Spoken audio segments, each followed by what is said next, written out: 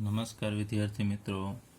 આજે આપણે carboxylic acid સંયોજનોના ભૌતિક ગુણધર્મો વિશે અભ્યાસ કરીશું. તો એમાં આપણે ઉત્કલન બિંદુ અને દ્રાવ્યતા વિશે મુખ્યત્વે ચર્ચા કરવાની છે. તો આ સંયોજનો છે એમાં 9 કાર્બન પરમાણુ સુધીના એલિફેટિક એસિડ સંયોજનો છે એ ઓરડાના તાપમાને અરુચિકર વાસ ધરાવતા પ્રવાહી છે. અને ઉચ્ચ એસિડ એટલે એના કરતાં વધારે કાર્બન ધરાવતા જે કાર્બોક્સિલિક એસિડ સંયોજનો છે એ મીણ જેવા ઘન પદાર્થ છે. અને નીચી બાષ્પશીલતા હોય છે, કારણ કે જે ઘન પદાર્થ હોય એની બાષ્પશીલતા સામાન્ય રીતે ઓછી હોય છે. તો અહીં આપણે ઉત્કલન બિંદુની વાત કરીએ તો કાર્બોક્સિલિક એસિડ સંયોજનો છે એના ઉત્કલન બિંદુ આપણે આગળ ઉપર જે અભ્યાસ કરી ગયા છે, આલ્ડીહાઇડ, કીટોન, આલ્કોહોલ, એ બધા જ સંયોજન કરતાં કાર્બોક્સિલિક એસિડનું ઉત્કલન બિંદુ વધારે હોય છે. એનું રીઝન શું છે? કારણ કે કાર્બોક્સિલિક એસિડમાં હાઇડ્રોજન બંધ વધુ બને છે. એના પ્રવાહી અવસ્થામાં અથવા ઘન અવસ્થામાં જે હાઇડ્રોજન બંધ છે ઘણા બધા વધારે છે. અહીંયા મેં જે 2 અણુ દર્શાવેલા છે, જ્યારે કાર્બોક્સિલિક એસિડને આપણે પ્રવાહીમાંથી બાષ્પ અવસ્થામાં ફેરવીશું તો બાષ્પ અવસ્થામાં પણ એના 2 અણુઓ છે, એમાં ઓક્સિજન જે આંશિક ઋણ વીજભારિત હશે ને અહીંયા હાઇડ્રોજન આંશિક ધન વીજભારિત, એની વચ્ચે અહીંયા હાઇડ્રોજન બંધ બને છે. એ જ રીતે અહીંયા આ હાઇડ્રોજન ને આંશિક ઋણ વીજભારિત ઓક્સિજન, એની વચ્ચે હાઇડ્રોજન બંધ બનશે. તો અહીંયા 2 અણુઓ ભેગા હોય છે, જેને આપણે દ્વિ અણુ કહેશું, અથવા એને ડાયમર પણ કહેવામાં આવે છે. ડાય એટલે 2 ને મર એટલે ભાગ થાય, જેમાં 2 ભાગ જોડાયેલા હોય એને આપણે ડાયમર કહેશું. તો આ જે સંયોજન છે વાયુ અવસ્થામાં જોવા મળે છે, અથવા તો એપ્રોટિક દ્રાવકોમાં.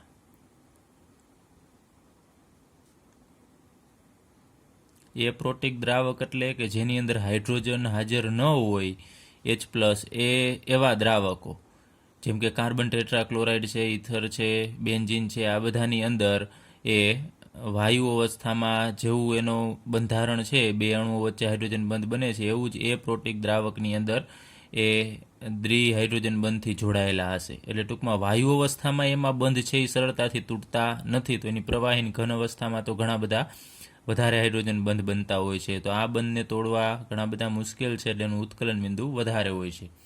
ચાલો ત્યારબાદ આપણે દ્રાવ્યતા વિશે વાત કરીએ. તો કાર્બોક્સિલિક એસિડ સંયોજનો છે એમાં 4 કાર્બન પરમાણુઓ સુધીના જે એલિફેટિક કાર્બોક્સિલિક એસિડ છે કે અહીંયા આલ્કાઇલ સમૂહ આવેલા હોય એવા કાર્બોક્સિલિક એસિડ, એ સંયોજનો પાણી સાથે હાઇડ્રોજન બંધ બનાવે છે અને એની સાથે મિશ્રિત થશે. તો અહીંયા મેં સેન્ટરમાં એક પાણીનો અણુ દર્શાવેલો છે અને અહીંયા 3 કાર્બોક્સિલિક એસિડના અણુઓ છે. તો આ હાઇડ્રોજન પાણીના અહીંયા ઓક્સિજન સાથે હાઇડ્રોજન બંધ બનાવશે. એ જ રીતે આનો આ ઓક્સિજન છે પાણીના હાઇડ્રોજન સાથે બંધ બનાવે છે. પછી પાણીનો હાઇડ્રોજન કાર્બોક્સિલિક એસિડના ઓક્સિજન સાથે અહીંયા બંધ બનાવે છે. તો ટૂંકમાં કાર્બોક્સિલિક એસિડ છે એ પાણી સાથે અહીંયા હાઇડ્રોજન બંધ બનાવતા હોવાના કારણે એ પાણીની અંદર દ્રાવ્ય છે. પરંતુ જો આર ભાગ મોટો થતો જશે, 4 કાર્બન સુધી જ અહીંયા દ્રાવ્ય હોય છે, આર ભાગ મોટો થાય તો આ અધ્રુવીય ભાગ છે, અથવા તો આપણે એને કહેશું જળ વિરાગી ભાગ. જો એ ભાગ મોટો થાય તો એને પાણી પ્રત્યે અપાકર્ષણ હોય, કારણ કે અધ્રુવીય છે, તો એ પાણીમાંથી બહાર નીકળી જવાનો પ્રયત્ન કરતો હોય છે. એટલે પાણીની અંદર હાઇડ્રોજન બંધ બનાવવાની એની વૃત્તિ ઓછી હશે. તો એ આના ઉપર આધાર રાખશે. આ ભાગ જેમ જેમ મોટો થતો જાય એમ એની દ્રાવ્યતા ઘટતી જાય, એ યાદ રાખજો. જેમ કે આપણે અહીંયા બેન્ઝીન લઈએ એરોમેટિક કાર્બોક્સિલિક એસિડમાં, તો બેન્ઝોઇક એસિડ થશે. બેન્ઝોઇક એસિડ છે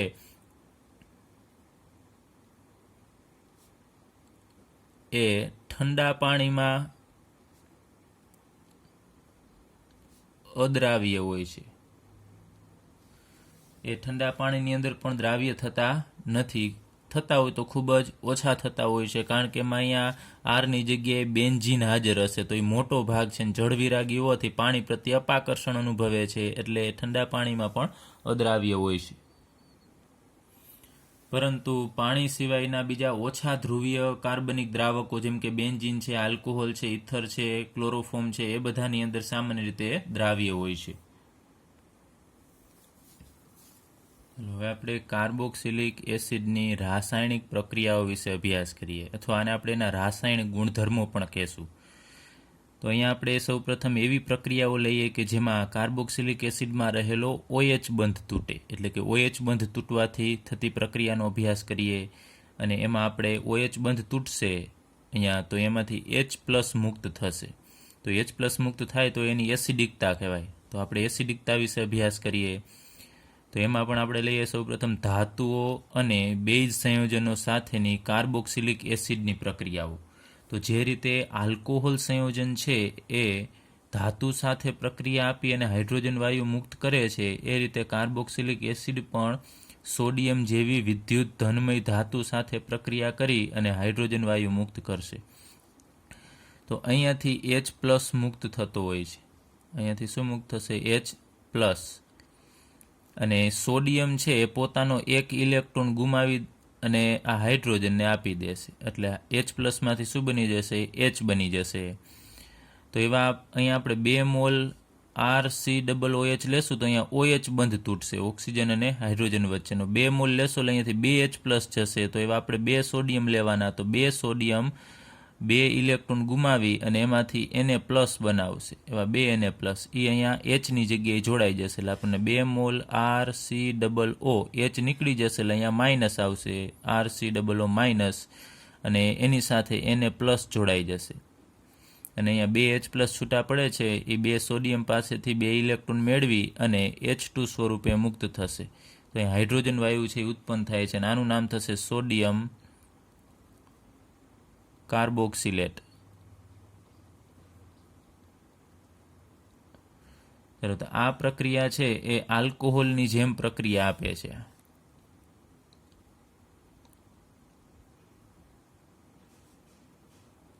આલ્કોહોલની જેમ જ ધાતુ સાથે પ્રક્રિયા કરીને ડાયહાઇડ્રોજન વાયુ મુક્ત કરે છે. ચલો, એવી જ રીતે કાર્બોક્સિલિક એસિડ છે એ ફિનોલ સંયોજનની જેમ બેઝ સાથે પણ પ્રક્રિયા આપે છે. તો અહીંયા આપણે લખીએ RCOOH, એની પ્રક્રિયા બેઝ સાથે NaOH. અહીંયા આપણે જો આ શરૂઆતમાં કીધું ધાતુ સાથેની પ્રક્રિયા લીધી, હવે બેઝ સંયોજન સાથેની પ્રક્રિયા. તો બેઝ સાથે પ્રક્રિયા થશે એટલે તમને ખ્યાલ છે અહીંયાથી H+ મુક્ત થશે, અહીંયા 2 હોય Na+ ને OH-. તો અહીંયાથી H+ આ NaOH-ના OH- સાથે જોડાઈ અને H2O મુક્ત કરશે, અને Na+ છે એ અહીંયા H+ની જગ્યાએ જોડાઈ જશે, એટલે આપણને મળશે RCOO- Na+, એટલે ઉપર મુજબ જ આપણને સોડિયમ કાર્બોક્સિલેટ મળશે. ત્યારબાદ RCOOH કાર્બોક્સિલિક એસિડ છે એ NaHCO3 એટલે કે નિર્બળ બેઝ સોડિયમ હાઇડ્રોજન કાર્બોનેટ સાથે પ્રક્રિયા કરે છે ત્યારે શું થશે એના વિશે આપણે અભ્યાસ કરીએ. તો અહીંયાથી પણ Na+ મુક્ત થશે, એ Na+ છે અહીંયા Hની જગ્યાએ જશે, અને અહીંયાથી H+ મુક્ત થશે, એ H+ છે અહીંયા જશે. તો હવે અહીંયા 2 હાઇડ્રોજન, એક અહીંયાથી એક આ, એવા 2 હાઇડ્રોજન આ CO3માંથી એક ઓક્સિજન મેળવી અને H2O તરીકે મુક્ત થશે. ત્યારબાદ અહીંયા RCOO- ને એની સાથે Na જોડાઈ જશે. ચલો, Na+, RCOO- Na+, અહીંયાથી 2 હાઇડ્રોજન, આમાંથી એક ઓક્સિજન એટલે H2O. હવે CO3માંથી એક ઓક્સિજન અહીંયા નીકળી જશે, પાછળ વધશે CO2. તો અહીંયા કાર્બન ડાયોક્સાઇડ વાયુ મુક્ત થાય છે. આમ એરો દર્શાવી એટલે વાયુ અવસ્થામાં હોય, મુક્ત થાય છે. તો અહીંયા CO2 વાયુ ઉત્પન્ન થતો હોવાના કારણે એ ઉભરા આપે છે. તો જો તમે કાર્બોક્સિલિક એસિડનું એની અંદર તમે સોડિયમ હાઇડ્રોજન કાર્બોનેટ છે એનું દ્રાવણ ઉમેરશો કસનળીની અંદર, તો કસનળીમાં એ ઉભરા આપે. જેમ આપણે સાદી સોડાને હલાવીને જો એનું ઢાંકણું છે આપણે ખોલીએ છીએ તો જેમ ઉભરા આવે એમ અહીંયા ઉભરા આવશે. એ ઉભરા કેના હોય છે? કાર્બન ડાયોક્સાઇડના હશે. તો સમજી જવાનું કે કાર્બોક્સિલિક એસિડ હાજર હોય. તો આ કાર્બોક્સિલિક એસિડની પરખ માટેની કસોટી છે, યાદ રાખજો. આ છે કાર્બોક્સિલિક એસિડની પરખ માટેની કસોટી. એની અંદર સોડિયમ હાઇડ્રોજન કાર્બોનેટ નાખો, CO2ના ઉભરા આવે કસનળીમાં, તો સમજી જવાનું કે અહીંયા કાર્બોક્સિલિક એસિડ હોય. તો આ પ્રક્રિયા છે એ આપણે જોઈએ ફિનોલની જેમ જ પ્રક્રિયા આપે છે ઉપરની સોડિયમ હાઇડ્રોક્સાઇડ સાથેની. જ્યારે આ સોડિયમ હાઇડ્રોજન કાર્બોનેટ સાથેની પ્રક્રિયા છે એ પાછો ફિનોલ આપતો નથી. ત્યારબાદ આપણે કાર્બોક્સિલિક એસિડ છે એની પાણી સાથેની પ્રક્રિયા એટલે કે પાણીની અંદર H+ મુક્ત કરે છે એની પ્રક્રિયા લઈએ આપણે. તો અહીંયા RC દ્વિબંધ ઓક્સિજન અને અહીંયા OH. તો આ કાર્બોક્સિલિક એસિડ છે એ પાણી સાથે પ્રક્રિયા કરશે H2O. તો અહીંયાથી આ જે OH બંધ છે એ આપણે તૂટે છે, કારણ કે OH બંધ તૂટવાથી થતી પ્રક્રિયા આપણે જોઈએ છીએ. તો આ બંધના ઇલેક્ટ્રોન છે વધુ વિદ્યુત ઋણ ઓક્સિજન મેળવી લેશે, તો અહીંયાથી H+ મુક્ત થશે. તો હાઇડ્રોજન શું કરશે, H2O નો ઓક્સિજન એ પોતાના અબંધકારક ઇલેક્ટ્રોન છે એ આ Hને આપશે. તો અહીંયા H2O સાથે આ H+ અહીંયા જોડાઈ જશે અને એમાંથી બનાવશે H3O+. બે અબંધકારક છે એમાંથી એક અહીંયા વપરાઈ જશે બંધ બનાવવામાં, એટલે એક જ વધશે અને એના ઉપર ધન વીજભાર આવશે. તો અહીંયા આ બંધના ઇલેક્ટ્રોન છે એ ઓક્સિજન મેળવી લેશે, તો એમાંથી આપણને મળશે RC દ્વિબંધ ઓક્સિજન અને અહીંયા O એના ઉપર ઋણ વીજભાર. હવે આ જે આયન મળ્યો એને આપણે કાર્બોક્સિલેટ આયન કહીએ છીએ. એમાં સસ્પંદન થાય છે કે આ ઓક્સિજન પોતાના ઇલેક્ટ્રોન છે એ અહીંયા આપી દેશે, આ કાર્બનને આપશે, તો તરત જ આ બંધના ઇલેક્ટ્રોન ઓક્સિજન મેળવી લેશે. કાર્બનની સંયોજકતા 4 રહેવી જોઈએ. તો અહીંયા RC અહીંયા દ્વિબંધની જગ્યાએ સિંગલ બોન્ડ થશે અને ઓક્સિજન ઉપર પહેલેથી 2 બંધકારક હોય અને એક મેળવશે એટલે 3 થશે, અને આ ગુમાવશે એટલે અહીંયા આમ દ્વિબંધથી ઓક્સિજન છે જોડાઈ જશે અને એના ઉપરનો ઋણ વીજભાર અહીંયા નીકળી જાય. ફરીથી શું થશે, આ પોતાના ઇલેક્ટ્રોન આમ આપશે તો આ પોતે મેળવી લેશે, તો ફરીથી આ બંધારણ મળશે. તો આ બે વચ્ચે સસ્પંદન થયા રાખશે અને એને આપણે સંયુક્તપણે દર્શાવવું હોય તો આપણે આ રીતે દર્શાવી શકાય. R પછી અહીંયા C, આ રીતે આમ ઓક્સિજન અને જે આ ઋણ વીજભાર અહીંયા રહીએ છે ને અમુક સમય અહીંયા જાય છે, તો એ બંને ઉપર આમ સસ્પંદન પામે છે એટલે આ રીતે આપણે ડોટેડ લાઇન વડે દર્શાવીને ઋણ વીજભાર મૂકવાનો. તો આ દર્શાવે છે કે ઋણ વીજભાર આ બંને ઓક્સિજન ઉપર સસ્પંદન થયા રાખશે, સ્થાનીકૃત એક જગ્યાએથી બીજી જગ્યાએ જશે. તો અહીંયા કાર્બોક્સિલેટ આયનમાં સસ્પંદન જોવા મળે છે અને એના કારણે કાર્બોક્સિલેટ આયન છે એ સ્થાયીતા પ્રાપ્ત કરે છે, તો એની એસિડિકતા વધે છે. તો એસિડિકતા વધારે કે ઓછી એ કેવી રીતે નક્કી કરવું, ખાસ અહીંયા ધ્યાન આપજો કે આ કાર્બોક્સિલિક એસિડ છે એ પહેલાં તો H+ મુક્ત કરતો હોવો જોઈએ. એ H+ મુક્ત કરશે તો એ પાણી સાથે જોડાઈને H3O+ રહેશે. તો દ્રાવણમાં જેમ વધુ સમય સુધી આ H+ હાજર રહી, આમાં H+ દ્રાવણમાં મુક્ત રહે તેમ એની એસિડિકતા વધારે. આને H+ ગુમાવી દીધો છે, દ્રાવણની અંદર વધુ સમય સુધી H+ એમને મુક્ત રહેવો જોઈએ, પાછો જોડાવો જોઈએ નહીં, તો એની એસિડિકતા છે એ વધુ કહેવાય. તો આના ઉપર આધાર રાખશે. અહીંયા ઋણ વીજભાર છે તો સસ્પંદન થયા રાખશે એટલે કાંઈ હાઇડ્રોજનને પાછી બોલાવવાની જરૂર રહેશે નહીં, કારણ કે આ પોતાના ઇલેક્ટ્રોન છે આને આપી દેશે ને એ થોડી વાર પછી આને આપે છે, એટલે એ સસ્પંદનના કારણે આ ઋણ વીજભારિત આયન છે સ્થાયીતા પ્રાપ્ત કરે છે, જેના કારણે દ્રાવણમાં વધુ સમય સુધી H3O+ રહેશે, તો એની એસિડિકતામાં એ વધારો કરશે. ચાલો આપણે આગળ ઉપર જે પ્રક્રિયા ભણી ગયા ફરીથી હું એ શોર્ટમાં લખું છું. કાર્બોક્સિલિક એસિડ ને જ્યારે પાણીની અંદર ઓગાળવામાં આવે ત્યારે આમાંથી આ H+ મુક્ત થશે, એ પાણી મેળવી અને એમાંથી H3O+ બનાવશે અને અહીંયા RCOO- બનશે, એટલે કે કાર્બોક્સિલેટ આયન બનશે. આ બંને સંતુલન અવસ્થામાં હોય છે, એટલે કે વળી પાછો આ એક ગુમાવી દેશે અને આ COO- મેળવી અને પાછો કાર્બોક્સિલિક એસિડમાં બને, એટલે કે સંતુલન અવસ્થામાં આ બંને ભાગ છે દ્રાવણની અંદર હાજર હોય, આ બંને પણ ભાગ હશે અને આ ભાગ પણ હાજર હશે. તો આ પ્રક્રિયા સંતુલનમાં છે, તો આપણે એનો સંતુલન અચળાંક મેળવી શકીએ. તો કે ઇક્વિલિબ્રિયમ, જેને આપણે સંતુલન અચળાંક કહીએ છીએ. તો સંતુલન અચળાંક મેળવવા માટે આપણે નિપજની સાંદ્રતાના છેદમાં પ્રક્રિયકની સાંદ્રતા મૂકીએ છીએ. તો અહીંયા આપણે લખીએ H3O+ અને RCOO- ની સાંદ્રતા એના છેદમાં H2O ની સાંદ્રતા અને RCOOH ની સાંદ્રતા. હવે અહીંયા H2O છે એને આપણે અચળ ગણીએ છીએ. આગળ ઉપર આપણે 11મા ધોરણની અંદર સંતુલન ચેપ્ટરની અંદર અભ્યાસ કરી ગયા છીએ કે લિક્વિડ ફોર્મમાં હોય કે સોલિડ ફોર્મમાં હોય એ વસ્તુને આપણે અચળ ગણીએ છીએ. તો અહીંયા H2O અચળ છે અને K ઇક્વિલિબ્રિયમ છે એ પણ અચળાંક છે, તો આ અચળને અચળ સાથે મોકલી દેવાનો, એટલે આ બંનેનો ગુણાકાર થશે. તો અહીંયા અંશ એમનેમ રહેશે અને છેદમાં માત્ર RCOOH વધશે. તો અહીંયા શા માટે આપણે H2O ને મોકલીએ છીએ, કારણ કે H2O છે એને આપણે અચળ ગણીએ છીએ એટલા માટે. તો આ બંને અચળ થશે, તો એની જગ્યાએ હવે આપણે એક નવો અચળાંક મૂકી દઈએ Ka. તો Ka બરાબર શું થશે, H3O+ RCOO- ની સાંદ્રતા છેદમાં RCOOH. કે જ્યાં કે એ શું છે તો એસિડ વિયોજન અચળાંક છે. હવે જોજો ખાસ આપણે આ COOH છે એસિડિકતા એની વધારે ક્યારે કહેવાય કે દ્રાવણની અંદર વધુ ને વધુ H3O+ ઉત્પન્ન થાય તો એની એસિડિકતા વધારે કહેવાય. એટલે કે પુરોગામી દિશામાં જેમ પ્રક્રિયા થશે ને એમ એની એસિડિકતા વધારે કહેવાય. તમારે આનું જોવાનું છે. H3O+ દ્રાવણની અંદર વધુ સમય સુધી રહેશે અને વધુ પ્રમાણમાં રહેશે તો એની એસિડિકતા વધુ. તો આનું પ્રમાણ, આની સાંદ્રતા વધવી જોઈએ. તો અહીંયા તમે જુઓ છો H3O+ની સાંદ્રતા વધે તો એસિડિકતા વધે. તો H3O+ની સાંદ્રતા વધે તો Ka નું મૂલ્ય પણ વધશે.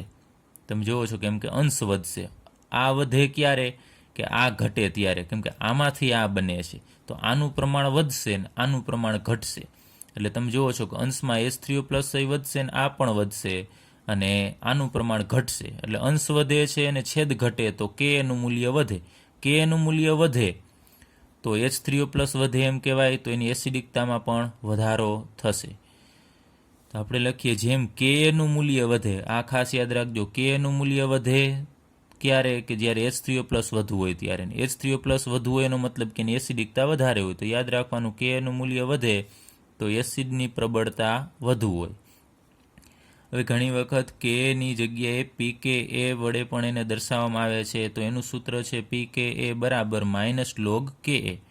એટલે કે Ka નો માઇનસ લોગેરિધમ લેશો અને જે જવાબ મળે એને આપણે pKa કહેશું. તો આ બંને એકબીજાથી વિરુદ્ધ છે. જુઓ છો અહીંયા તમે નેગેટિવ છે ને અહીંયા પોઝિટિવ છે.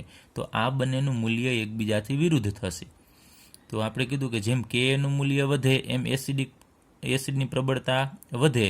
તો pKa નું મૂલ્ય છે એ ઓછું થાય એમ એસિડની પ્રબળતા વધશે. કારણ કે Ka અને pKa એકબીજાથી વિરુદ્ધ છે. બીજી રીતે ફરીથી Ka વધે તો એસિડિકતા વધે અને pKa જો વધશે ને તો એસિડિકતા ઘટશે. પરંતુ pKa નું મૂલ્ય જો ઓછું થશે તો એસિડની પ્રબળતા છે વધુ થશે. અહીંયા ખાસ યાદ રાખજો, જેમ pKa નું મૂલ્ય ઓછું તેમ એસિડની પ્રબળતા વધુ. તો અહીંયા આપણે અમુક એસિડ લીધેલા છે અને એના pKa મૂલ્ય આપેલા છે. એમાં એક હાઇડ્રોક્લોરિક એસિડનું મૂલ્ય છે HCl નું, એના pKa ની વેલ્યુ -7.0 છે. તો HCl છે ખનિજ એસિડ છે. તો -7 મૂલ્ય છે એટલે ખૂબ ઓછું મૂલ્ય કહેવાય. તો HCl તમને ખ્યાલ છે ખૂબ પ્રબળ એસિડ છે.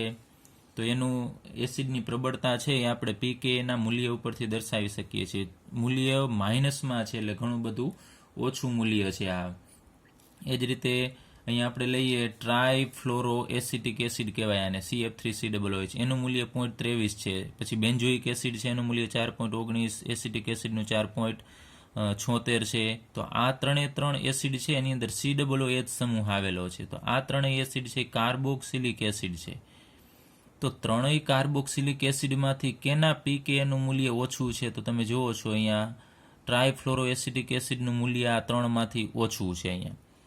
તો ટ્રાયફ્લોરો એસિટિક એસિડ છે સૌથી પ્રબળ કાર્બોક્સિલિક એસિડ છે. જોજો ખાસ, કાર્બોક્સિલિક એસિડ આ ત્રણમાંથી બીજા કાર્બોક્સિલિક એસિડમાંથી સૌથી પ્રબળ કાર્બોક્સિલિક એસિડ કોણ થશે? ટ્રાયફ્લોરો એસિટિક એસિડ થશે. પરંતુ આને તો અલગથી જ ગણવાનું છે. આના કરતાં તો આ તો પ્રબળ જ છે, HCl છે, સલ્ફ્યુરિક એસિડ, કારણ કે એ બધા ખનિજ એસિડ કહેવાય, અકાર્બનિક સંયોજન છે આ બધા. એ તો ઝડપથી આયન છે એ છૂટો પાડશે. તો તમારે યાદ રાખવાનું, કાર્બોક્સિલિક એસિડમાં સૌથી પ્રબળ કાર્બોક્સિલિક એસિડ કયો થશે? ટ્રાયફ્લોરો એસિટિક એસિડ. ત્યારબાદ આપણે pKa મૂલ્ય ઉપરથી એસિડની પ્રબળતા કઈ રીતે નક્કી કરવામાં આવે છે આપણે લઈએ. તો જો pKa નું મૂલ્ય 1 કરતાં ઓછું હોય, <1 હોય, તો એ પ્રબળ એસિડ ગણાય.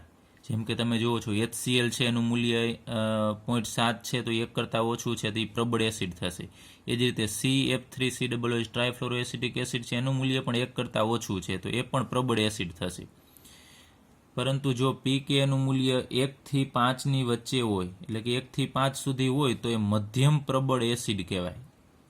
પછી એ જ રીતે જો pKa નું મૂલ્ય 5 થી 15 સુધીનું હોય તો એ નિર્બળ એસિડ કહેવાય. અને જો pKa નું મૂલ્ય 15 કરતાં વધુ હોય તો એ અતિ નિર્બળ એસિડ કહેવાય. તો આ વેલ્યુ છે એની રેન્જ છે એ યાદ રાખજો અને એના ઉપરથી એની એસિડિક પ્રબળતા કેટલી હોઈ શકે એ પણ યાદ રાખજો.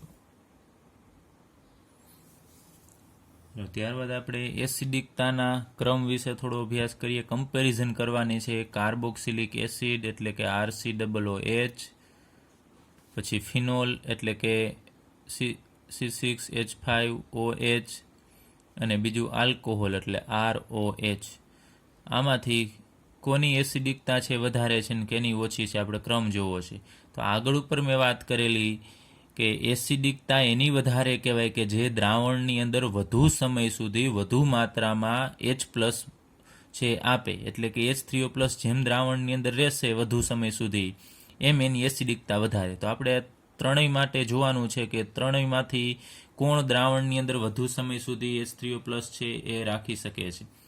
તો આપણે સૌપ્રથમ કાર્બોક્સિલિક એસિડની આ પ્રક્રિયા આગળ ઉપર ભણી ગયા છીએ. કાર્બોક્સિલિક એસિડને જ્યારે પાણીની અંદર ઓગાળવામાં આવે છે ત્યારે અહીંયાથી આ બંધના ઇલેક્ટ્રોન છે ઓક્સિજન મેળવીને અહીંયાથી H+ છે એ કેની સાથે જોડાઈ જશે? H3O+ સાથે, H2O સાથે જોડાઈને H3O+ બનાવશે. કારણ કે H+ અસ્થાયી છે, એકલો રહી શકતો નથી, એટલે પાણી સાથે જોડાય અને H3O+ બનાવે છે. તો પાછળ અહીંયા ઓક્સિજન ઉપર ઋણ વીજભાર આવશે અને પછી આપણે એનું આગળ ઉપર ભણી ગયા છીએ એનું સસ્પંદન થશે અને આ રીતે કાર્બોક્સિલેટ આયન મળશે ને એમાં પણ આ રીતે સસ્પંદન થતું હોય છે રિવર્સમાં આમ. તો આ કાર્બોક્સિલેટ આયન બંને છે એ સંયુગ્મ બેઝ થશે. જો આ એસિડ છે, એસિડમાંથી જે ઉત્પન્ન થયો હોય એને આપણે સંયુગ્મ બેઝ કહીએ છીએ. તો આ સસ્પંદન બંધારણમાં તમે જોઈ શકો છો કે ઋણ વીજભાર અહીંયા ઓક્સિજન ઉપર છે આ પહેલા સસ્પંદન બંધારણમાં, અને બીજા સસ્પંદન બંધારણની અંદર પણ ઋણ વીજભાર છે એ બીજા ઓક્સિજન ઉપર છે, એટલે કે બંનેમાં ઓક્સિજન ઉપર ઋણ વીજભાર છે. તો કાર્બન કરતાં ઓક્સિજન છે વધુ વિદ્યુત ઋણ છે, અને વધુ વિદ્યુત ઋણ ઓક્સિજન ઉપર ઋણ વીજભાર હોય તો એ કાર્બોક્સિલેટ આયનની સ્થાયીતામાં વધારો કરશે. યાદ રાખવાનું, કારણ કે ઋણ વીજભાર કેના ઉપર હોય તો સારું લાગે? જે વધુ વિદ્યુત ઋણ હોય એના ઉપર. તો અહીંયા ઋણ વીજભાર આ ઓક્સિજન ઉપર છે તો થોડા સમય પછી એ આને આપી દેશે અને એ મેળવશે, થોડા સમય પછી આને આપશે. તો ઋણ વીજભાર એકબીજાને પાસ કરે છે. આપણે કહેશું કે એકબીજાને સ્થાનીકૃત કરશે, બીજાને સોંપી દેશે. એટલે એને દ્રાવણમાંથી ફરીથી આમ H+ ને બોલાવવાની જરૂર પડશે નહીં, કારણ કે ઋણ વીજભાર એકબીજાને ટ્રાન્સફર કરી દે છે. જો ઋણ વીજભાર ટ્રાન્સફર ન થતો હોય તો ફરજિયાત એને H+ ને પાછો બોલાવવો પડે. બીજી રીતે આપણે સમજીએ કે આ OH બંધના ઇલેક્ટ્રોન છે એ કેના હતા? ઓક્સિજન અને હાઇડ્રોજન બંનેના હતા. હવે મેળવી કેને લીધા? બંને ઇલેક્ટ્રોન ઓક્સિજને મેળવી લીધા. તો ઓક્સિજને જે ઇલેક્ટ્રોન મેળવા એમાં હાઇડ્રોજનનો ઇલેક્ટ્રોન હતો, તો બ્લેક મની કહેવાય ને, કોકના ઇલેક્ટ્રોન છે તો બ્લેક મની કહેવાય. તો ઇન્કમ ટેક્સવાળા ઉપરથી અધિકારીઓ આવે તો કેને પકડે? આ ઓક્સિજનને પકડે. તારી પાસે ભાઈ હાઇડ્રોજનના ઇલેક્ટ્રોન છે વધારાના. તો એ શું કરશે? જ્યારે ઇન્કમ ટેક્સવાળા આની પાસે આવે તો એ પાસ કરી દેશે કેને? આ ઓક્સિજનને. તો આની પાસે નહીં રહે. વળી પાછા આની પાસે જશે ઇન્કમ ટેક્સવાળા તો શું કરશે? આ પોતાના ઇલેક્ટ્રોન આને આપી દેશે. એટલે એકબીજાને પાસ કરી દે છે, એટલે કાંઈ હાઇડ્રોજનને પાછા ઇલેક્ટ્રોન આપવાની એને જરૂર રહેતી નથી. માત્ર ઇન્કમ ટેક્સને આ બધું તમને સમજાવવા માટે કહું છું, પણ અહીંયા એ સ્થાયીતા પ્રાપ્ત કરે છે સસ્પંદન દ્વારા. તો અહીંયા બે સસ્પંદન બંધારણ, એમાં બંનેમાં વધુ વિદ્યુત ઋણ ઓક્સિજન પર ઋણ વીજભાર આવે છે, તેથી એની સ્થાયીતા વધુ છે. હવે ફિનોલની વાત કરીએ. ફિનોલ છે નિર્બળ એસિડ છે, આપણે આગળ ઉપર ભણી ગયા છીએ. તો એ પણ પાણી સાથે પ્રક્રિયા કરશે તો આ બંધના ઇલેક્ટ્રોન ઓક્સિજન મેળવી લઈએ તો અહીંયાથી H+ છૂટો પડશે. H+ છે એને ઇલેક્ટ્રોન કોણ આપશે? આ ઓક્સિજન આપશે H2O નો. એટલે એમાંથી H3O+ છૂટો પડે. પછી અહીંયા ફિનોક્સાઇડ આયન બનશે, એમાં પણ સસ્પંદન થાય છે. આ રીતે આ બંધના ઇલેક્ટ્રોન કાર્બન મેળવી લે તેના ઉપર ઋણ વીજભાર, અને આ પોતાના ઇલેક્ટ્રોન આ કાર્બનને આપશે. આ આગળ ઉપર આપણે આવી ગયું છે એટલે હું વધુ ડિટેલમાં તમને સમજાવતો નથી. અહીંયા આપણે જુદા જુદા એના સસ્પંદન બંધારણ દર્શાવેલા છે. એમાં તમે જુઓ છો આ કાર્બન ઉપર ઋણ વીજભાર આવે છે, અહીંયા ઋણ વીજભાર આવે છે, અહીંયા ઋણ વીજભાર આવે છે. તો કાર્બન ઉપર ઋણ વીજ સસ્પંદન બંધારણ આમાં ઘણા બધા છે. આના કરતાં પણ સસ્પંદન બંધારણ અહીંયા વધારે છે. તો નિર્બળ એસિડમાંથી જ્યાં ફિનોક્સાઇડ આયન બને છે એને પણ આપણે સંયુગ્મ બેઝ કહેશું, કારણ કે એને H+ ગુમાવીને જે બને છે ને આપણે સંયુગ્મ બેઝ કહેશું, કારણ કે એની વૃત્તિ હવે H+ મેળવવાની હશે એટલે સંયુગ્મ બેઝ કહેવાય. હવે આમાં સસ્પંદન બંધારણ વધુ છે, પરંતુ પ્રોબ્લેમ શું છે કે ઋણ ભાર અહીંયા કેના ઉપર આવે છે? ઓછા વિદ્યુત ઋણ કાર્બન પરમાણુ પર આવે છે. ઓક્સિજન અહીંયા હાજર છે જ આ ત્રણ બંધારણની અંદર, છતાં પણ ઋણ વીજભાર છે એ ઓછો વિદ્યુત ઋણ કાર્બન છે ને એના ઉપર આવે છે, જે થોડું વ્યાજબી ન ગણાય, એટલે એની સ્થાયીતા છે એ ઓછી થશે. તો માત્ર સસ્પેન્શન બંધારણનું જોવાનું નથી કે આમાં 2 છે ને આમાં એનાથી વધારે છે તો આ સ્થાયી થશે. આમાં ઋણ વીજભાર બંને વધુ વિદ્યુત ઋણ ઓક્સિજન ઉપર છે, જ્યારે અહીંયા 3 બંધારણ એવા છે કે એની અંદર ઓછા વિદ્યુત ઋણ કાર્બન ઉપર ઋણ વીજભાર આવે છે. એટલા માટે આ ફિનોક્સાઇડ આયન છે એ કાર્બોક્સિલેટ આયન કરતાં ઓછો સ્થાયી છે. ઓછો સ્થાયી હોય તો એ શું કરશે, ફરીથી દ્રાવણમાંથી H+ ને એ પાછો બોલાવી શકશે. તો દ્રાવણમાં ઓછા સમય સુધી H+ રહેશે, તો ફિનોલની એસિડિકતા છે એ ઓછી થશે. તો એનો મતલબ કે કાર્બોક્સિલેટ આયન કરતાં ફિનોક્સાઇડ આયનની સ્થાયીતા ઓછી, તો કાર્બોક્સિલિક એસિડ કરતાં ફિનોલની એસિડિકતા પણ ઓછી. ચલો ત્યારબાદ આપણે છેલ્લું આલ્કોહોલ વિશે અભ્યાસ કરીએ. તો આલ્કોહોલમાં આ OH બંધ તૂટશે, તેના ઇલેક્ટ્રોન ઓક્સિજન મેળવશે, તો હાઇડ્રોજન કેની પાસે જશે, H2O પાસે. અહીંયા જાય છે એમ, બાકી ઇલેક્ટ્રોનની દિશા તો તમારે આમ દર્શાવવી પડે કે આ ઓક્સિજન પોતાના ઇલેક્ટ્રોન હાઇડ્રોજનને આપે છે, તો H3O+ ઉત્પન્ન કરશે ને અહીંયા આલ્કોક્સાઇડ આયન છે બનાવશે. પરંતુ અહીંયા તમે જુઓ છો કે આ ઋણ વીજભાર છે કંઈ આરને આપતો નથી, ઉલટાનો આર શું કરશે, ઇલેક્ટ્રોન આને આપે. તો અહીંયા તો ચાલો ફિનોલમાં થોડા સમય સુધી એના ઉપરનો ઋણ વીજભાર છે, અહીંયા ઇન્કમ ટેક્સ વાળા આવે તો એ ઇલેક્ટ્રોન કેને પાસ કરી દે છે, આ કાર્બનને પાસ કરી દેશે. પરંતુ અહીંયા ઓક્સિજન છે એ એના ઇલેક્ટ્રોન બીજાને આપી શકતો નથી, ઉલટાનો આર છે એ આને ઇલેક્ટ્રોન આપે છે. તો આમાં સસ્પેન્શન થતું નથી, ઓક્સિજન ઉપરનો ઋણ ભાર ઘટતો નથી. ખાસ અહીંયા જોજો, ઓક્સિજનનો ઋણ ભાર ઘટવો જોઈએ તો જ એ સ્થાયી થશે, પરંતુ અહીંયા ઘટતો નથી, સસ્પેન્શન થતું નથી, એટલે આ અસ્થાયી થશે. તો આલ્કોહોલ શું કરશે, જેવો H+ ગુમાવશે ને તો તરત જ પાછો આમાંથી H+ મેળવી અને આમાં કન્વર્ટ થઈ જશે. એટલે વધુ સમય સુધી દ્રાવણમાં H+ એ મુક્ત કરી શકતો નથી, એટલે આલ્કોહોલની એસિડિકતા ઓછી થશે. તો આ ત્રણેયમાંથી આપણે જોયું કે કાર્બોક્સિલિક એસિડમાંથી બનતો કાર્બોક્સિલેટ આયન છે સંયુગ્મ બેઝ એ વધુ સ્થાયી હોવાથી એની એસિડિકતા વધુ, એનાથી ઓછી ફિનોલ અને એનાથી ઓછી એસિડિકતા છે આલ્કોહોલની થશે. ચલો ત્યારબાદ આપણે કાર્બોક્સિલિક એસિડ સંયોજનોની એસિડિક પ્રબળતા પર વિસ્થાપકોની અસર વિશે અભ્યાસ કરીએ. એટલે કે જો કાર્બોક્સિલિક એસિડ સાથે કોઈ સમૂહ જોડાયેલો હોય તો એ એની એસિડિકતા ઉપર શું અસર કરશે, એના વિશે આપણે અભ્યાસ કરીએ. તો અહીંયા કાર્બોક્સિલિક એસિડ છે એનો કાર્બોક્સિલેટ આયન દર્શાવેલો છે અને એની સાથે એક અહીંયા સમૂહ EWG, તો એની ઇંગ્લિશમાં કહેશું ઇલેક્ટ્રોન વિથડ્રોઈંગ ગ્રુપ, એટલે કે એને ગુજરાતીમાં કહેવું હોય તો કહી શકાય ઇલેક્ટ્રોન આકર્ષક સમૂહ, એને ટૂંકમાં ઇલેક્ટ્રોન વિથડ્રોઈંગ ગ્રુપ કહેવામાં આવે છે. તો હવે આ ઇલેક્ટ્રોન વિથડ્રોઈંગ ગ્રુપ એટલે એ શું કરશે, ઇલેક્ટ્રોન ખેંચનાર સમૂહ છે. તો તમને ખ્યાલ છે કે આના ઉપર કાર્બોક્સિલેટ આયન ઉપર ઋણ વીજભાર જો ઘટશે ને તો જ આ સ્થાયી થશે, કારણ કે ઘટશે ને ફરીથી કોક પાસેથી એને બોલાવો, આ H+ જે દ્રાવણની અંદર એને મુક્ત કરેલો છે ને પાછો બોલાવવો પડશે. પરંતુ આ વધુ સમય સુધી દ્રાવણમાં કઈ રીતે રહી શકશે, કારણ કે આના ઉપર ઋણ વીજભાર વધુ છે. આપણે એમ કહીએ કે આ બ્લેક મની છે, તો બ્લેક મની કોક થોડા સમય સુધી આમ લઈ જાય તો આની સ્થાયીતામાં વધારો થાય, કોઈ ન લઈ જાય તો પાછો આને બોલાવવો પડે. તો અહીંયા કાર્બોક્સિલેટ આયન આપણે દર્શાવેલો છે, એમાં ઇલેક્ટ્રોન આકર્ષક સમૂહ છે, એ શું કરે છે, ઇલેક્ટ્રોન આકર્ષક સમૂહ કાર્બન પાસેથી ઇલેક્ટ્રોન ખેંચશે. તો ટૂંકમાં કાર્બન છે આની પાસેથી ખેંચે, તો ઓલ ઓવર આ કાર્બોક્સિલેટ આયન છે એનો ઋણ વીજભાર કઈ બાજુ જાય છે, ઇલેક્ટ્રોન વિથડ્રોઈંગ ગ્રુપ બાજુ, ઇલેક્ટ્રોન આકર્ષક સમૂહ બાજુ.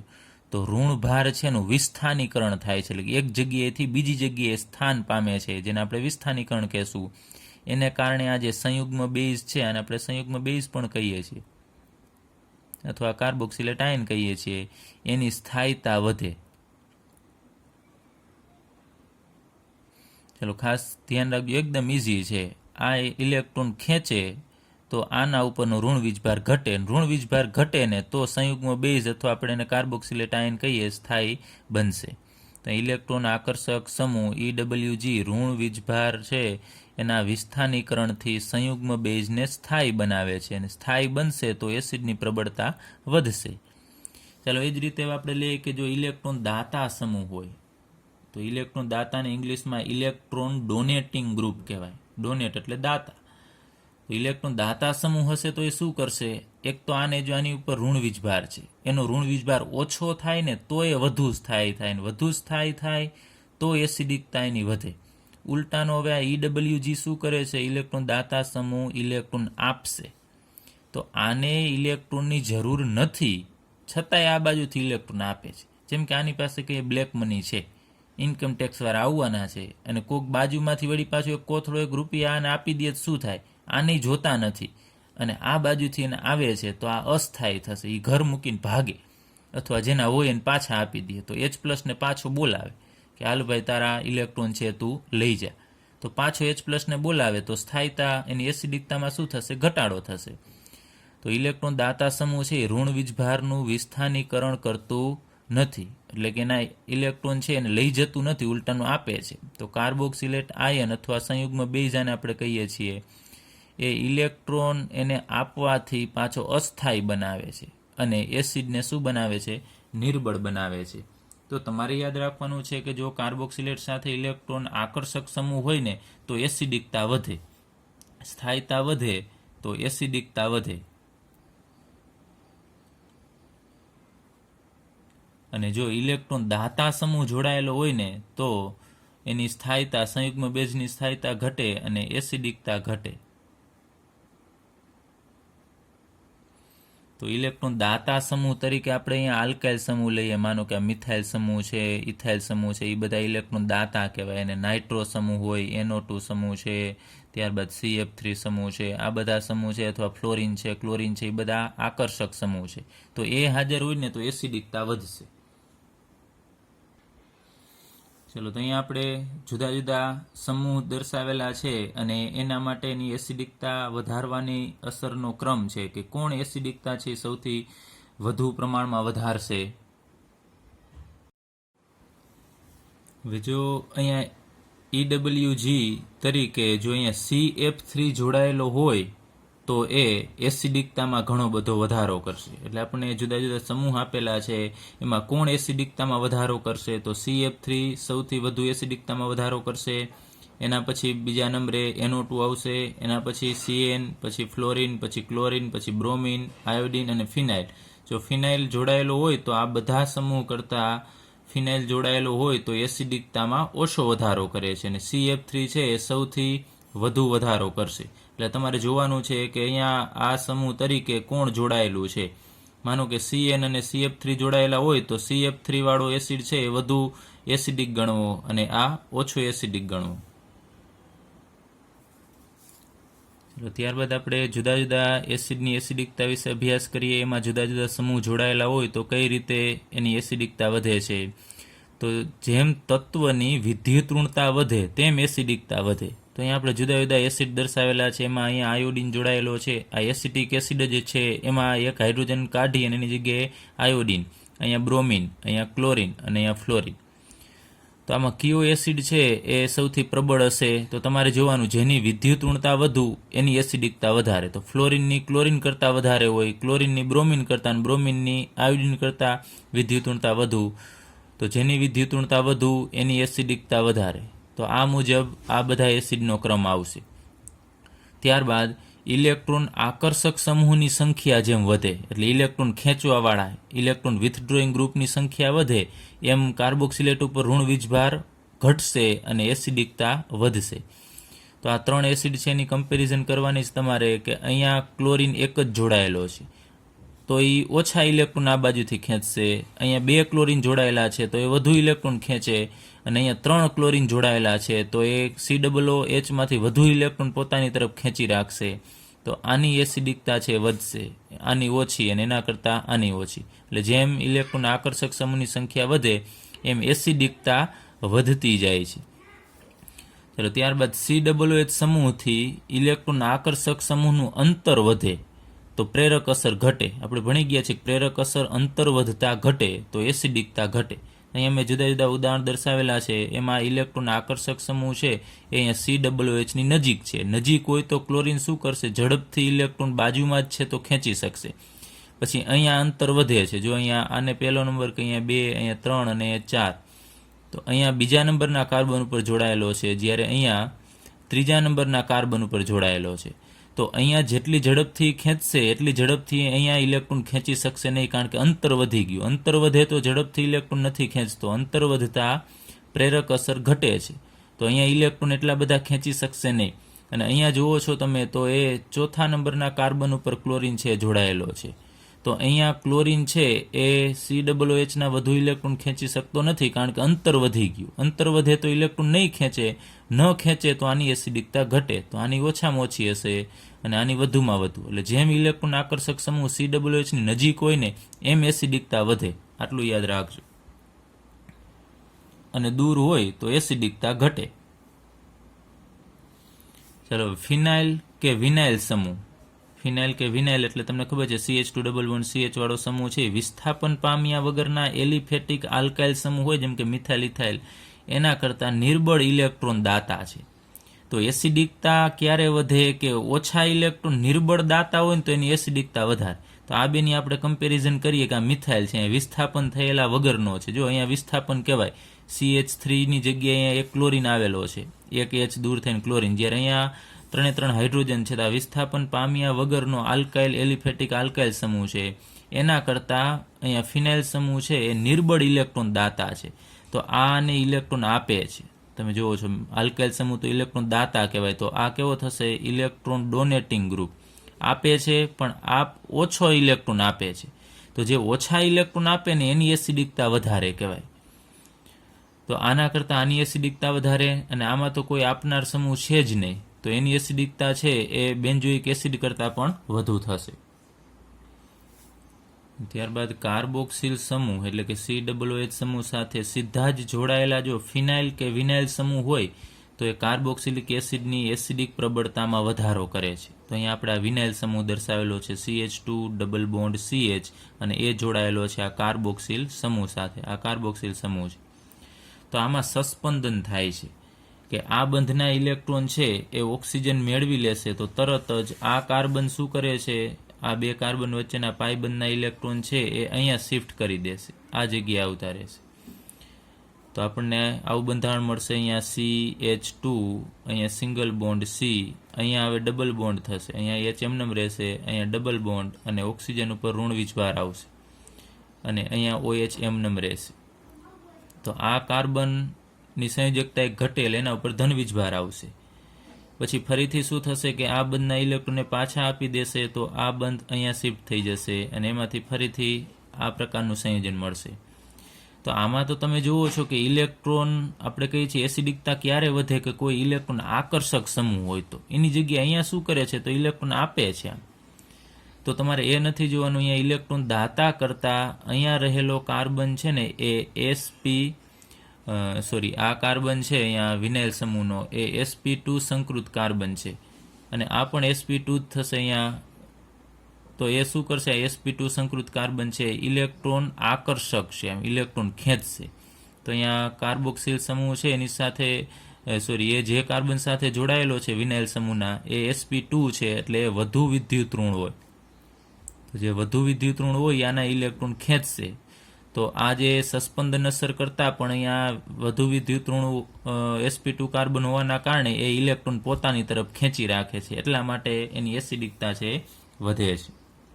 તો અહીંયા આપણે સસ્પંદનને ધ્યાનમાં નથી લેવાનું, આ વધુ વિદ્યુત ઋણ કાર્બનને ધ્યાનમાં લેવાનો છે.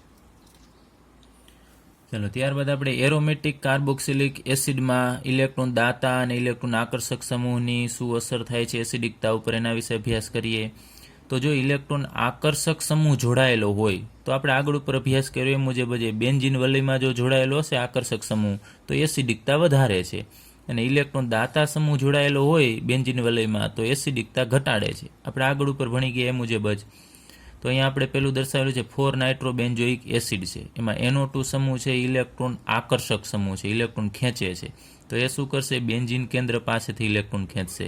બેન્ઝીન કેન્દ્ર કેની પાસેથી ખેંચશે? આ COOH પાસેથી ખેંચશે.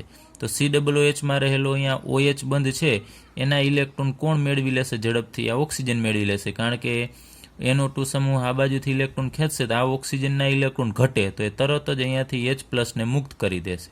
એટલે તમારે આ જોવાનું છે કે આ ઓક્સિજનને જો ઇલેક્ટ્રોનની જરૂર પડશે ને તો એ આના ઇલેક્ટ્રોન ઝડપથી ખેંચી લેશે.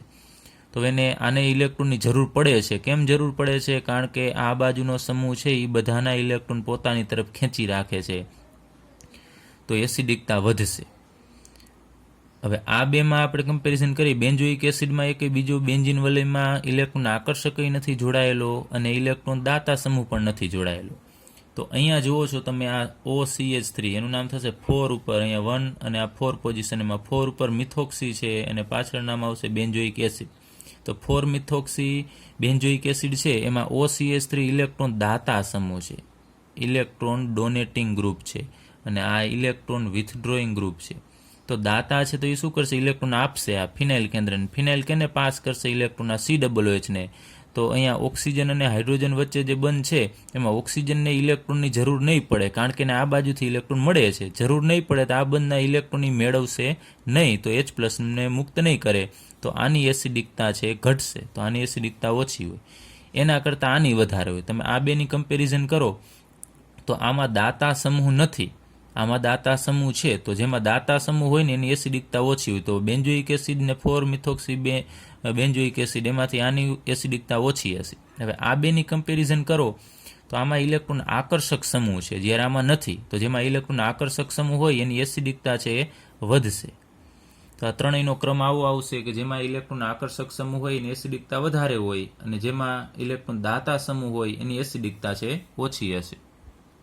અને બીજું પણ જોવાનું તમારે કે જેમ ઇલેક્ટ્રોન આકર્ષક સમૂહની સંખ્યા વધે, NO2 1 છે એની જગ્યાએ 2 હોય ને તો એની એસિડિકતા એનાથી પણ વધશે, કેમ કે ઇલેક્ટ્રોન ખેંચવાવાળા સમૂહની સંખ્યા જેમ જેમ વધે એમ એસિડિકતા વધે. અને અહીંયા જેમ ઇલેક્ટ્રોન દાતા સમૂહની સંખ્યા વધે તો એસિડિકતામાં વધુ પ્રમાણમાં ઘટાડો થશે. ચલો ત્યારબાદ આપણે બીજા પ્રકારની પ્રક્રિયાનો અભ્યાસ કરીએ કે એવી પ્રક્રિયાઓ કે જેમાં COH બંધ તૂટે, એટલે કે કાર્બન અને ઓક્સિજન વચ્ચેનો બંધ તૂટતો હોય એવી પ્રક્રિયાનો આપણે અભ્યાસ કરીએ. એમાં સૌપ્રથમ આપણે લઈએ એનહાઇડ્રાઇડનું બનવું. તો એમાં આપણે અહીંયા લીધેલા છે 2 એસિટિક એસિડના અણુ લીધેલા છે, એનું IUPAC નામ થશે ઇથેનોઇક એસિડ. તો અહીંયા CH3COOH અને અહીંયા પણ CH3COOH.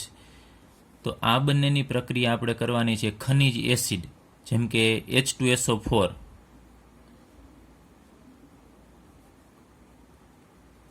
H2SO4 જેને આપણે અત્યારે H+ વડે દર્શાવી દઈએ. H+ એટલે અહીંયા H2SO4 લીધેલું છે એમ સમજવું, અથવા તો એની જગ્યાએ તમારે P2O5 લેવાનું થશે અને એને ગરમ કરવાનું, એટલે કાં H2SO4 ને કાં P2O5 એની હાજરીમાં તમે ગરમ કરશો ને તો આ બે પ્રક્રિયા કેવા છે, H2SO4 ને P2O5, એ બીજામાંથી પાણી ખેંચી લેશે. તો અહીંયાથી આ બંધ તૂટશે, અહીંયા CO બંધ, કાં આનો CO બંધ તૂટશે, અહીંયાથી આ બંધ તૂટે છે તો અહીંયા CO બંધ તૂટવાથી થતી પ્રક્રિયા થશે. તો અહીંયાથી OH છૂટો પડશે આ એક અણુમાંથી, અને બીજા અણુમાંથી અહીંયાથી હાઇડ્રોજન, તો અહીંયાથી OH અને અહીંયાથી H એ જોડાય અને H2O છે એ છૂટું પડશે, તો પાણી દૂર થશે. તો એ પાણી દૂર કરવાનું કામ કોણ કરશે, H+ અને P2O5. તો પાછળ રહેલી વસ્તુ છે જોડાઈ જશે, જેમ કે CH3, દ્વિબંધ, ઓક્સિજન, અને અહીંયા ભાગ બાકી શું રહેશે, તો અહીંયા દ્વિબંધ, ઓક્સિજન, CH3, અને અહીંયા એક ઓક્સિજન બાકી રહેશે. ચલો પાણી નીકળી જશે એટલે આવું બાકી રહેશે. આમાં એક ઓક્સિજનની સંયોજકતા ઘટે છે અને કાર્બનની, તો કાર્બન અને ઓક્સિજન છે એ જોડાઈ જશે. તો અહીંયા CH3CO 2 વખત છે, CH3CO અને ટ્વાઇસ, તો આને આપણે ટૂંકમાં આમ પણ લખી શકાય CH3CO ટ્વાઇસ O. અહીંયા એક ઓક્સિજન છે તો આનું નામ થશે હવે ઇથેનોઇક એનહાઇડ્રાઇડ. ઇથેનોઇક એસિડમાંથી બનેલો હાઇડ્રાઇડ એને આપણે ઇથેનોઇક એનહાઇડ્રાઇડ કહેશું. હવે એનહાઇડ્રાઇડ એટલા માટે કારણ કે એની અંદર હવે પાણીનો ભાગ નથી. અહીંયા 2 અણુ સંયુક્તપણે પાણી હતું, અહીંયા હવે એમાંથી પાણી નીકળી ગયું એટલે એનહાઇડ્રાઇડ કહેવાય. જો એની અંદર ફરીથી પાણી ઉમેરવામાં આવે ને તો ફરીથી ઇથેનોઇક એસિડના 2 અણુઓ છે આપણને મળશે. ત્યારબાદ બીજી પ્રક્રિયા એસ્ટરીકરણ. તો એસ્ટરીકરણ કેને કહેવાય, એસ્ટરની બનાવટ છે એને આપણે એસ્ટરીકરણ કહેશું, એટલે કે એસ્ટરનું બનવું એને આપણે એસ્ટરીકરણ કહીએ છીએ. તો આમાં પણ આપણે ખનિજ એસિડનો ઉપયોગ કરવો પડશે, H2SO4 અથવા તો હાઇડ્રોજન ક્લોરાઇડ વાયુ એટલે કે HCl વાયુ, એ બંને ઉદ્દીપક તરીકે વર્તે છે. તો અહીંયા આપણે લીધેલો છે કાર્બોક્સિલિક એસિડ.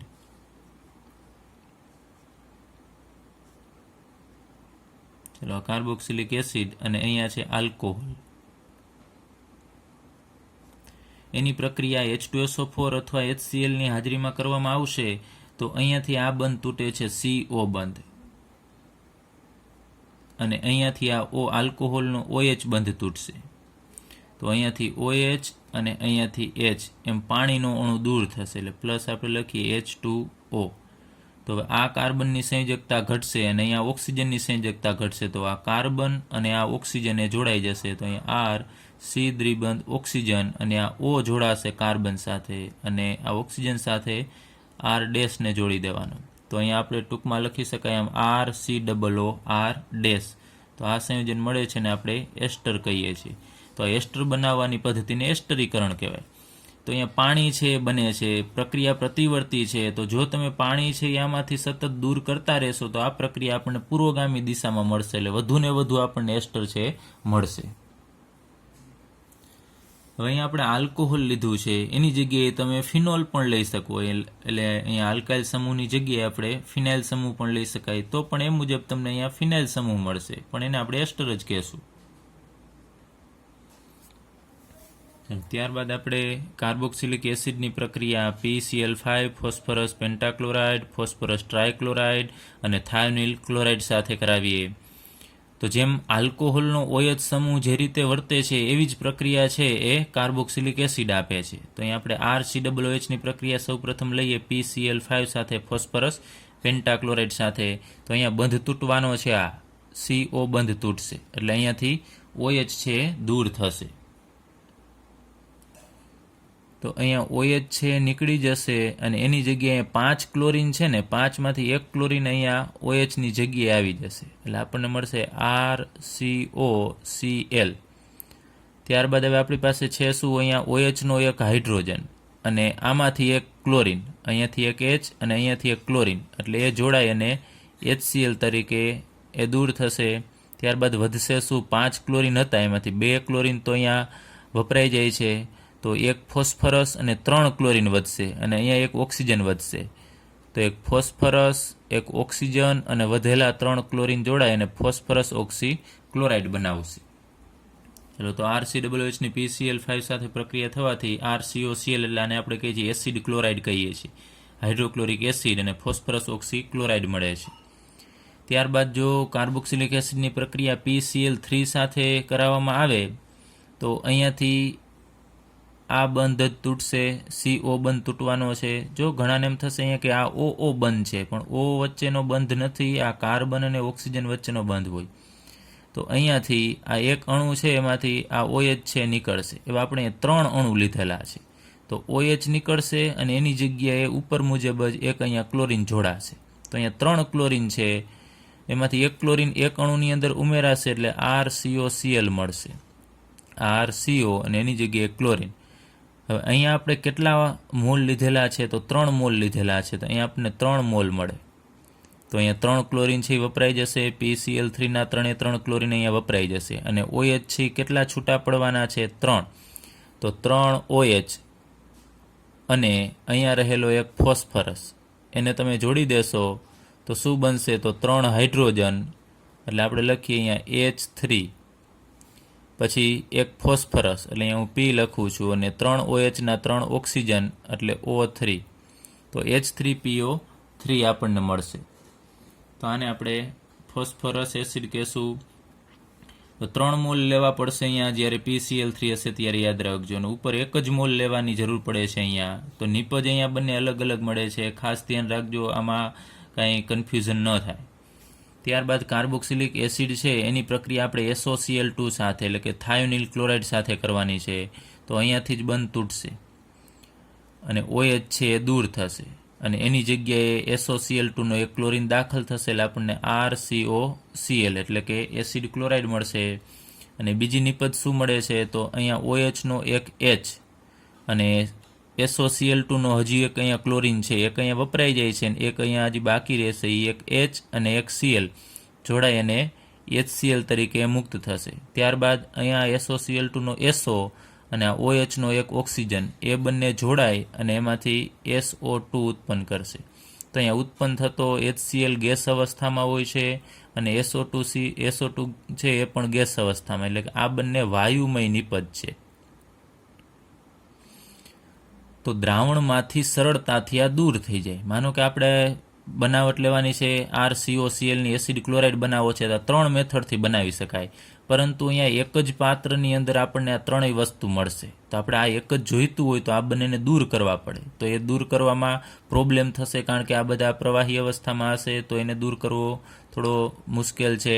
ત્યારબાદ આ બંને છે એમાં પણ આ બંને લિક્વિડ ફોર્મમાં હોય તો એને અલગ કરવા મુશ્કેલ. પરંતુ આ પદ્ધતિ વડે થાયોનિલ ક્લોરાઇડની હાજરીમાં જ્યારે પ્રક્રિયા કરવામાં આવે છે ત્યારે આ પ્રવાહી અવસ્થામાં બને, અને આ છે વાયુ અવસ્થામાં. તો વાયુ તો તમને ખબર છે સરળતાથી ઉડી જશે. તો આ સરળતાથી ઉડી જાય તો પાત્રમાં પાછળ બાકી રહેશે માત્ર RCOCl.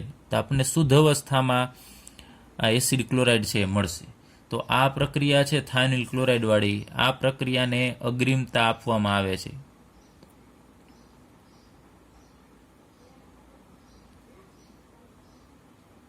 કેમ અગ્રિમતા આપવામાં આવે છે હવે સમજાઈ જવું જોઈએ, કારણ કે શુદ્ધ પ્રમાણ આ અવસ્થામાં તમારે એસિડ ક્લોરાઇડ મેળવવો છે તો આ સરળતાથી દૂર થઈ જશે. ગરમ કરશો ત્યાં વાયુ છે એ નીકળી જશે.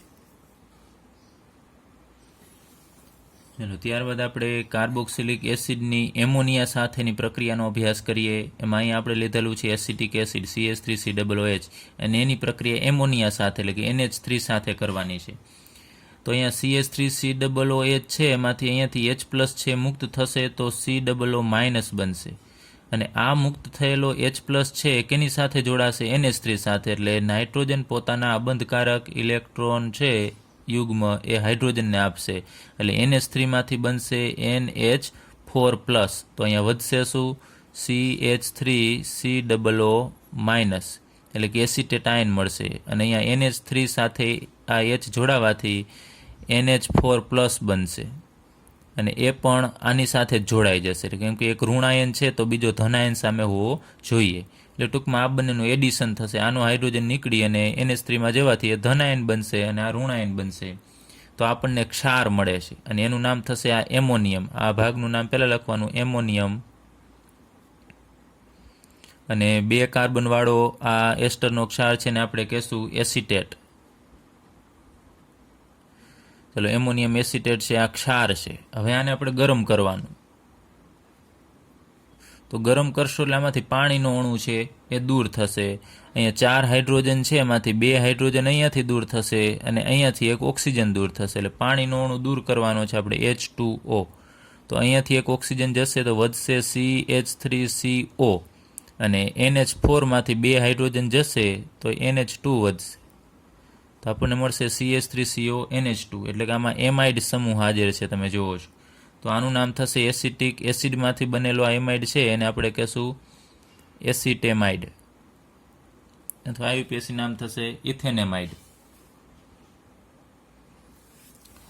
તો આ પ્રક્રિયા એકદમ ઇઝી છે. આની ક્રિયાવિધિ છે શોર્ટમાં યાદ રાખી લેજો. એમોનિયાની અંદર ઉમેરી અને NH4 બનાવવાનો છે, એસિટેટ ક્ષાર બનાવવાનો છે, પછી એને ગરમ કરી અને પાણી દૂર કરી અને એમાઇડ બનાવી નાખવાનો છે. એટલે હવે આપણે એરોમેટિક કાર્બોક્સિલિક એસિડ લઈએ. બેન્ઝીન ઉપર COOH એટલે કે બેન્ઝોઇક એસિડ, એની પ્રક્રિયા NH3 સાથે કરવાની છે. તો અહીંયા રહેલો H છે કેની સાથે જોડાશે? આ NH3 સાથે. જો એરો આપણે આમ એટલા માટે દર્શાવીએ છીએ કારણ કે ઇલેક્ટ્રોન છે એ જે આપતો હોય એનાથી મેળવનાર તરફ એરાની દિશા હોય છે. તીરનું નિશાન હશે. તો અહીંયા RCOO ઉપર માઇનસ વીજભાર આવશે ઉપર મુજબ જ, અને આ NH3 સાથે H+ જોડાવાથી NH4+ બનાવશે. તો આનું નામ થશે આ ભાગ એટલે એમોનિયમ. અને બેન્ઝીન ઉપર COO- ને આપણે કહેશું બેન્ઝોએટ. ચલો એને પણ આગળ ઉપર મુજબ જ ગરમ કરવાનું, એટલે પાણીનો અણુ દૂર થશે. અહીંયાથી ઓક્સિજન ને અહીંયાથી હાઇડ્રોજન દૂર કરી દેવાના છે. તો આપણને બેન્ઝીન ઉપર CONH2 સમૂહ મળશે. તો એને આપણે બેન્ઝેમાઇડ કહીએ છીએ. તો પ્રક્રિયા એકદમ ઇઝી છે, ઉપર જેવી જ છે. અહીંયા CH3 છે અને અહીંયા ફિનાઇલ છે, એટલો જ ફેર છે. બાકી જે પ્રોસેસ જે મેથડ છે એ સમાન રહેશે. ચલો ત્યારબાદ આપણે 2 COOH એટલે કે દ્વિકાર્બોક્સિલિક એસિડ લેવાનો છે, અને એની એમોનિયા સાથેની પ્રક્રિયા કરાવીએ. COOH અને COOH. તો બેન્ઝીનની 1,2 પોઝિશન ઉપર COOH હોય તેનું નામ થશે થેલિક એસિડ. એની પ્રક્રિયા આપણે એમોનિયા સાથે કરાવવાની છે. તો અહીંયા એક COOH હોય તો 1 મોલ એમોનિયાની જરૂર પડે છે. તો 2 COOH હશે તો કેટલા મોલની જરૂર પડશે? 2 મોલ એમોનિયાની જરૂર પડશે. તો એની પ્રક્રિયા થઈ અને ઉપર મુજબ જ. હવે ક્રિયાવિધિ આપણે જોતા નથી. COOH છે એમાંથી બની જશે COONH4. આની અંદર એક અણુ અહીંયા ઉમેરાઈ જશે અને એક અણુ છે આ જગ્યાએ ઉમેરાઈ જશે. તો અહીંયા COOH ની જગ્યાએ COO- અને NH3 માંથી બનશે NH4+. અને નીચે પણ એ જ રીતે COO- NH4+. એટલે કે બંને જગ્યાએ અહીંયા આપણને એમોનિયમ એસિટેટ છે એ પ્રકારનું સંયોજન મળશે. પરંતુ આનું નામ શું થશે? અહીંયા NH4 છે એટલે એમોનિયમ. અને થેલિક એસિડમાંથી બનેલો છે એટલે બેન્ઝીન ઉપર 2 COO- છે અહીંયા 1 2 પોઝિશન ઉપર, એટલે એને આપણે કહેશું થેલેટ. એટલે આનું નામ થશે એમોનિયમ થેલેટ. ચાલો, ત્યારબાદ આપણે એને ગરમ કરવાનું છે. ગરમ કરશો એટલે પાણીનો અણુ દૂર થશે. 2 મોલ H2O છે એ દૂર થશે. એક અહીંયાથી દૂર થશે, 2 હાઇડ્રોજન ઓક્સિજન, અહીંયાથી 2 હાઇડ્રોજન ઓક્સિજન, અને 2 મોલ પાણી દૂર થાય તો એમાંથી આપણને એમાઇડ સમૂહ મળશે. COO-માંથી CO અને NH4-માંથી NH2, અને અહીંયા પણ એ મુજબ જ CONH2 મળશે. તો એની મેથડ સમાન છે, જોવો છો બધામાં એ જ રીતે પ્રક્રિયા થાય છે. હવે આપણે આને ફરીથી વધુ ગરમ કરીએ. આનું નામ શું થશે? યાદ રાખજો, આનું નામ થેલેમાઇડ થશે. થેલિક એસિડમાંથી બનેલો એમાઇડ એને થેલેમાઇડ કહેવામાં આવે છે. હવે થેલેમાઇડને આપણે વધુ પ્રમાણમાં ગરમ કરીએ તો એમાંથી બાજુમાં જે 2 એમાઇડ સમૂહ છે ને એમાંથી એમોનિયા દૂર થશે. તો અહીંયાથી NH2 દૂર થશે અને અહીંયાથી H દૂર થશે. અથવા તો અહીંયાથી NH2 દૂર કરો તો અહીંયાથી એક H દૂર કરવાનો, એટલે NH2 અને H જોડાય અને NH3 આપશે, એટલે NH3 દૂર થશે. તો પાછળ રહેલા 2 સમૂહ છે ને આપણે જોડવા પડશે. અહીંયા C દ્વિબંધ ઓક્સિજન અને એની સાથે એક નાઇટ્રોજન જોડાયેલો છે, અને અહીંયા NH2 નીકળશે એટલે માત્ર અહીંયા C દ્વિબંધ ઓક્સિજન અહીંયા રહેશે. તો આ કાર્બનની સંયોજકતા ઘટશે અને અહીંયા નાઇટ્રોજનની સંયોજકતા ઘટે છે. તો એ બંને એકબીજા સાથે જોડાઈ જશે. અને એક હજુ અહીંયા NH2 છે એમાંથી એક જ હાઇડ્રોજન દૂર થાય છે, એટલે અહીંયા પણ એક હાઇડ્રોજન જોડાયેલો રહેશે, એટલે અહીંયા નાઇટ્રોજનની સંયોજકતા પણ પૂર્ણ થશે. તો હવે આ જે સંયોજન મળે છે એનું નામ થશે થેલિમાઇડ. ચાલો, આ થેલેમાઇડ અને આ થેલિમાઇડ. ચલો, તો તમને આ પૂછી શકે થેલિક એસિડમાંથી થેલિમાઇડની બનાવટ આપો, તો તમારે એમોનિયા સાથે પ્રક્રિયા કરી અને પહેલાં એમોનિયમ થેલેટ બનાવવાનો, પછી ગરમ કરી અને એમાઇડ બનાવવાનો થેલેમાઇડ, અને પછી એને વધુ ગરમ કરી અને એમોનિયા દૂર કરી અને થેલિમાઇડ બનાવવાનો.